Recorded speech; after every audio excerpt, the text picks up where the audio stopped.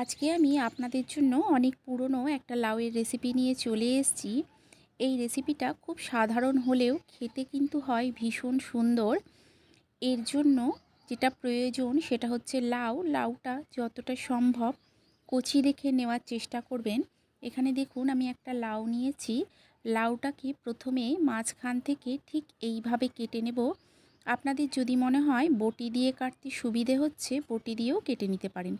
তবে এই রেসিপিতে কিন্তু লাউয়ের খোসাটা ছাড়ানোর প্রয়োজন নেই। এই রেসিপিতে লাউ কিন্তু খোসা সমেতই রান্না করা হয়। প্রথমেই দেখুন আমি ছোট ছোট টুকরো করে নিয়েছি, এতে কি হবে কাটতে সুবিধে হবে। প্রথমেই কি করব, একদম পাতলা পাতলা করে ঠিক এইভাবে কেটে নিতে হবে। যতটা সম্ভব পাতলা করে কাটার চেষ্টা করবেন।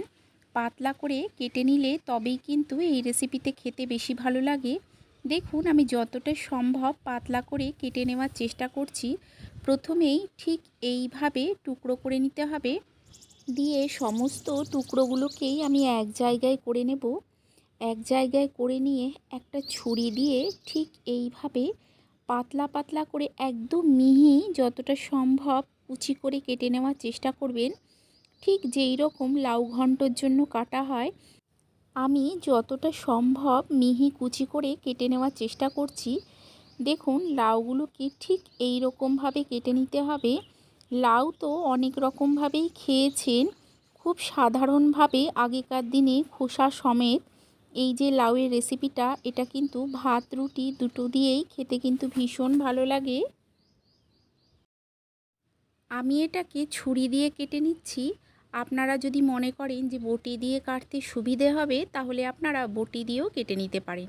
দেখুন একই রকমভাবে প্রথমেই পাতলা পাতলা টুকরো করে কেটে নিয়ে ঠিক এইভাবে একদম মিহি কুচি করে সরু সরু করে কেটে নিতে হবে, যেরকম আমরা লাউ ঘন্টর জন্য কেটে নিই। কেটে নিয়ে আমি দেখিয়ে দিচ্ছি, ঠিক এই রকমভাবে সমস্ত লাউটাকেই আমি কেটে নেব। সমস্ত লাউটাকে কেটে নিয়ে আমি দেখুন এখানে রেখেছি। এখন কি করব, লাউগুলোকে ভালো করে ধুয়ে নেব। ধুয়ে এটাকে জল ঝরিয়ে রাখতে হবে।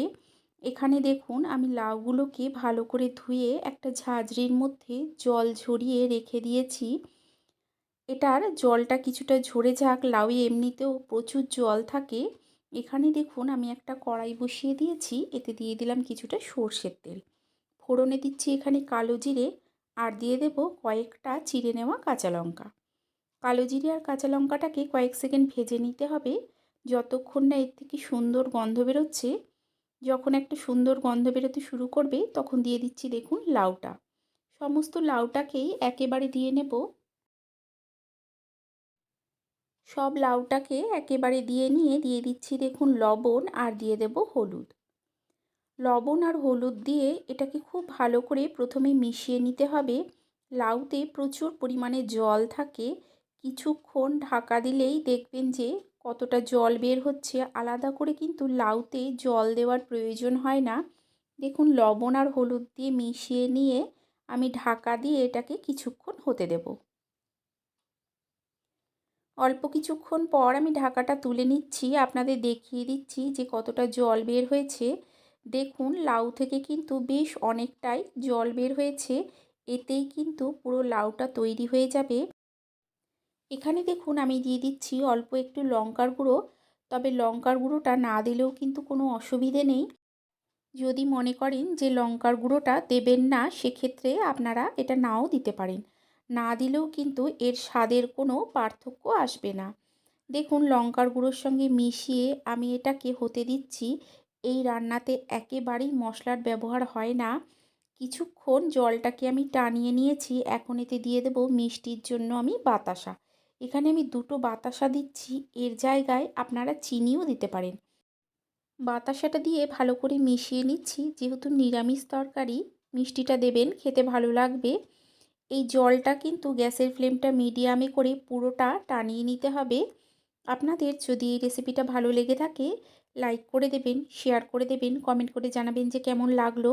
আর চ্যানেলটাকে অবশ্যই সাবস্ক্রাইব করে দিয়ে পাশে থাকা বেল আইকনটা প্রেস করে দেবেন, যাতে নতুন কোনো ভিডিও দিলেই সবার আগে আপনার কাছে পৌঁছে যায়। আর যদি ফেসবুক থেকে দেখেন তাহলে চ্যানেলটাকে অবশ্যই ফলো করে নেবেন। দেখুন একটু ছড়িয়ে ছড়িয়ে গ্যাসের ফ্লেমটা মিডিয়ামে করে আমি এটাকে ভেজে নিচ্ছি। এই রেসিপিটা কিন্তু একটু ভাজা ভাজা হয়, ভাজা হলে তবেই কিন্তু খেতে ভালো লাগে। ভীষণ সহজ একটা রান্না, আর খেতেও কিন্তু হয় ভীষণ সুন্দর। বেশ কিছুটা ভেজে নিয়ে এতে দিয়ে দেব আমি কিছুটা ধনেপাতা কুচি। ধনেপাতা কুচিটা দিলে খেতে কিন্তু বেশি ভালো লাগে। তবে কেউ যদি মনে করেন যে ধনেপাতাটা দেবেন না, তাহলেও কিন্তু খেতে ভালো লাগে। দেখুন ধনেপাতাটা দিয়ে মিশিয়ে নিলেই তৈরি এই রেসিপি। আপনারা অবশ্যই একবার এইভাবে বানিয়ে খাবেন। আশা করছি আপনাদেরও ভালো লাগবে। তাহলে চলুন, আপনাদের সঙ্গে দেখা হচ্ছে আরও একটা নতুন ভিডিও নিয়ে।